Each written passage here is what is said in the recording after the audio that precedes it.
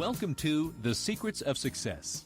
By following the proven techniques of the guests who appear on this series, you'll learn that even successful people run into detours and failures, and how you can apply their success techniques to change your life. You're now listening to the most unique show on radio, the show dedicated to making you a success. Jennie Lynn says we should stop chasing what we want and start attracting it. Let's find out how.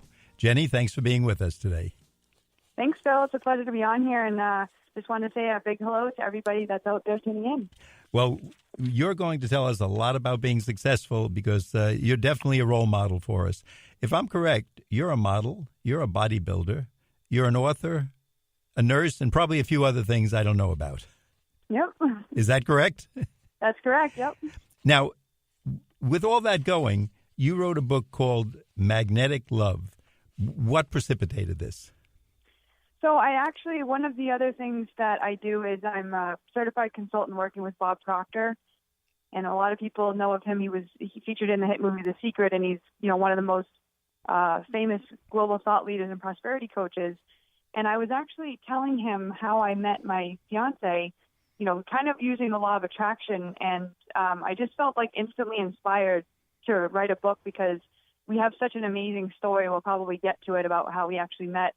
And I really wanted to just be able to help people, not make the mistakes that I did while I was, trying to find my soulmate. It took a lot of introspection and realizing, what I was doing wrong, because I actually didn't know what I was doing wrong. I said, I wish I had known, because I probably would have corrected it a lot sooner. But I also just had a really strong message that I felt the world needed to know, because I went through such a major transformation. And I just felt inspired. I can't explain it any other way other than I think that this is how people find out, we all have something within us, this deep potential or this deep purpose. And when you explore deeply, it kind of comes to the surface. And I was like, well, I take action immediately. Obviously, you know that. Yeah, I definitely do. Don't waste any time when you have an idea and that, the universe gives you that inspiration. You take and you go. And, here it is. It's actually really astonishes me, like how fast it came and how complete it is. And I'm just so proud of it and just ready to share it with the world. Well, we love to learn from someone else's mistakes, because then we don't make those mistakes. So that you're kind enough and nice enough to do this for us. And it's a small book with a lot of powerful messages. And you start out with an interesting cover with an hourglass. And I know there's a story about that you mentioned in your book. So could you tell us what that represents? Yeah, so basically the reason why I liked the hourglass is that it's obviously a concept of time, which, we only have so much of. And, what I liked about this hourglass is that it's not the typical hourglass, because in the bottom we have a book, and in the top we have a heart. And basically you can see the knowledge kind of going up to the top chamber into the mirage of a smoky heart, which for me, it explains to us that, when we want to understand ourselves, we can read books, which then, stimulates our imagination and helps us understand our feelings and our emotions and our thoughts. And a lot of times, too, is that the sand usually kind of falls through gravity down into the bottom chamber, whereas the people in life, that overcome obstacles and kind of go against the grain and really create their life, that's what we do. Because, again, it's all about this concept of time. And, this is a nice golden, hourglass here.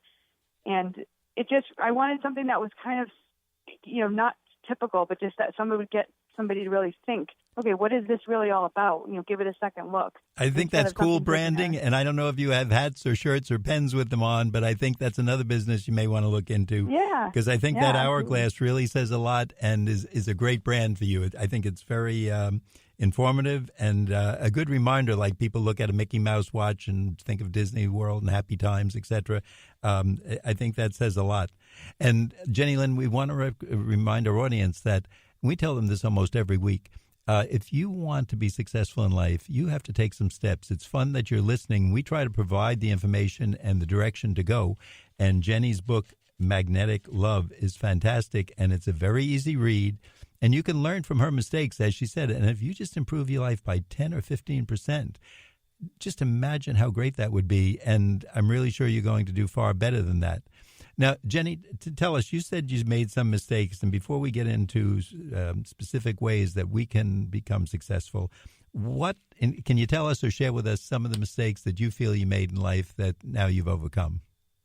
Absolutely. Yeah, so one of the things, and I specifically, was talking about, because for me, the one thing I wanted most in my life was my soulmate. That was my main focus. And I think that what I was lacking, what I found out after the fact, was loving myself. Because a lot of people don't, we haven't studied ourselves. We were never taught how to actually love ourselves.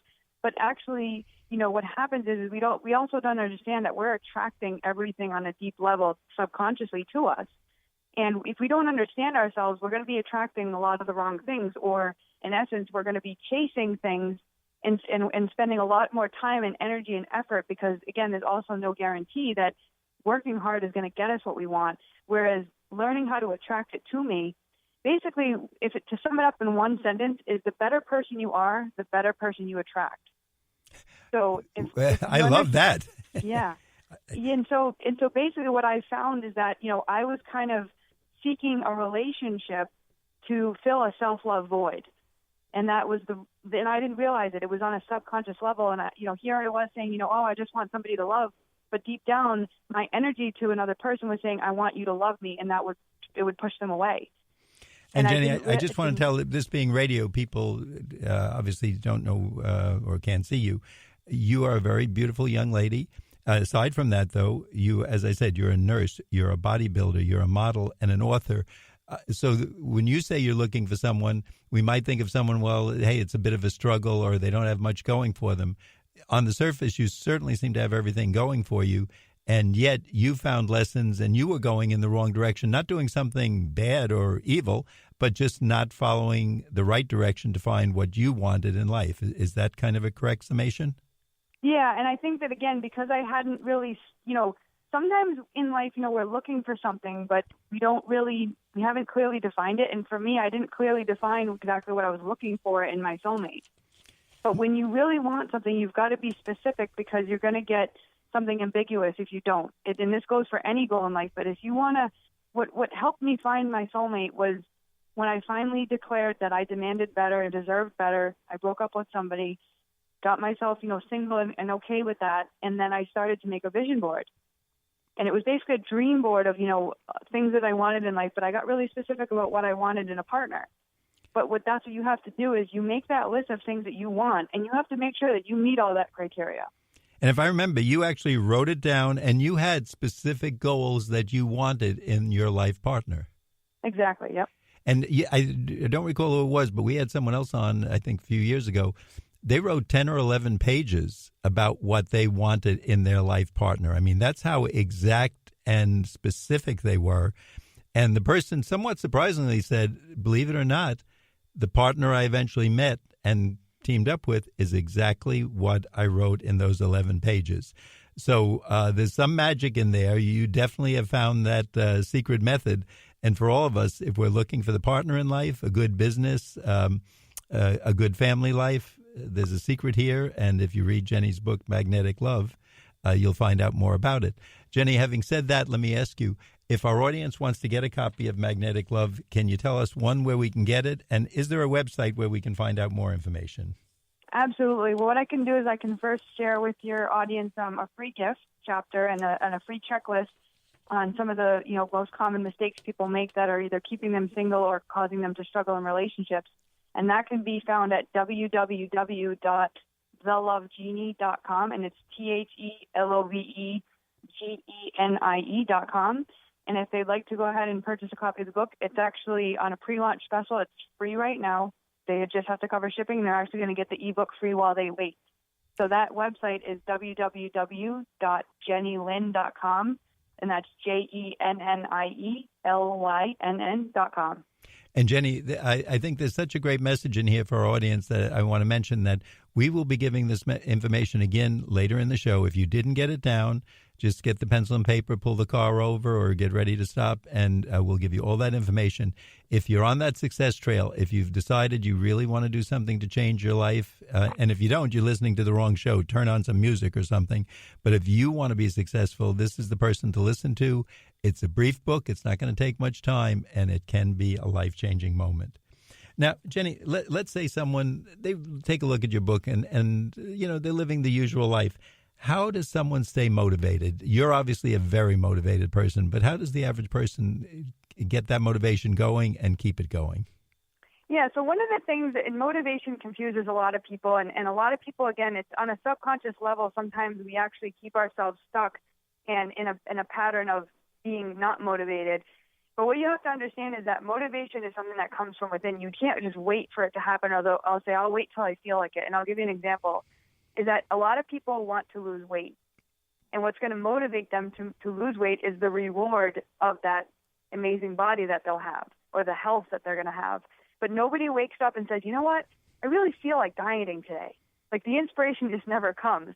And it's funny because like you kind of liken this to, when we were children, our parents were there to basically motivate us. Do your homework, do your chores. Otherwise, we would never do our homework. We would never do our chores. So when people become an adult, they don't have a parent there now, or at least they don't want their parents still cracking the whip.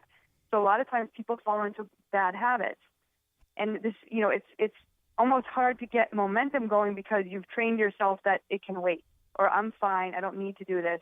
But again, the greater the reward and the stronger the why of why you're doing whatever it is you're doing, the motivation usually will start to come. It's what's called desire. Because if you try to have a goal and you have no desire, no emotional connection to that goal, you will not persist because you will stop and you'll forget why you started. So it's a daily habit that you have to create within yourself, and that's through, constant repetition, that this goal is worth it to you and that you are always looking. I always said to myself when I was bodybuilding, I kept my eye on the prize. And I saw myself stepping on stage and winning the shows.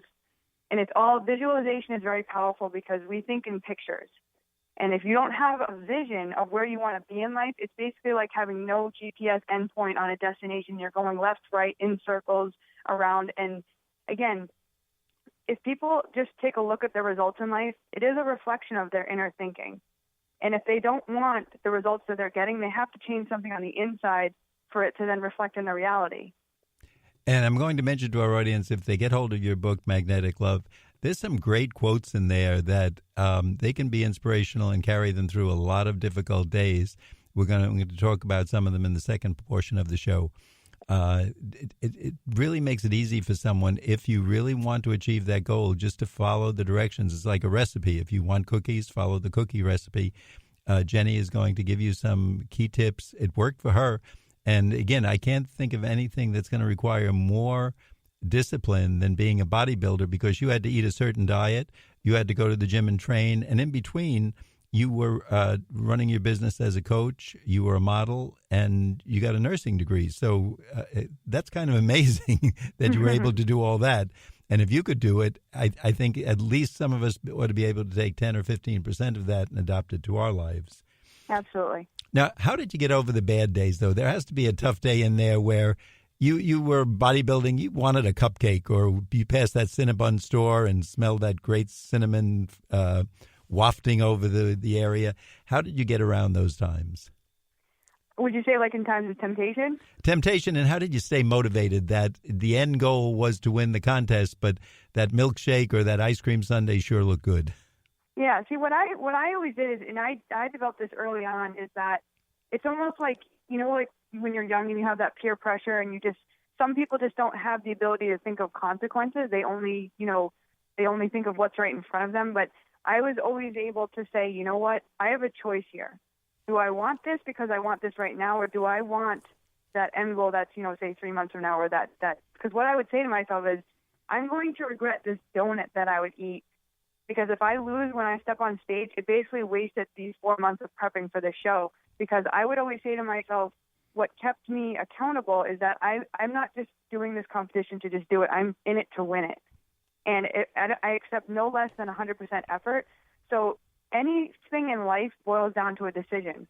And a lot of people, if they don't have the presence of mind and the self-awareness to be able to say no, or to say, I know I'm not supposed to eat that cake, but I do it anyway, they basically disobeyed themselves. And the more you do that, the easier it gets. It creates a bad habit. So I nipped this in the bud, and I was lucky. I was an unconscious competent from a young age, to the point where I would always just, again, motivated by reward. Because the greater the reward and the more deeper there's an emotional attachment to it, it's almost like you deflect all that temptation. Because, again, I've made a habit out of healthy eating. I've made a habit out of daily exercise. I don't have to think about it. I just do it. And that can be, habits can be good, but habits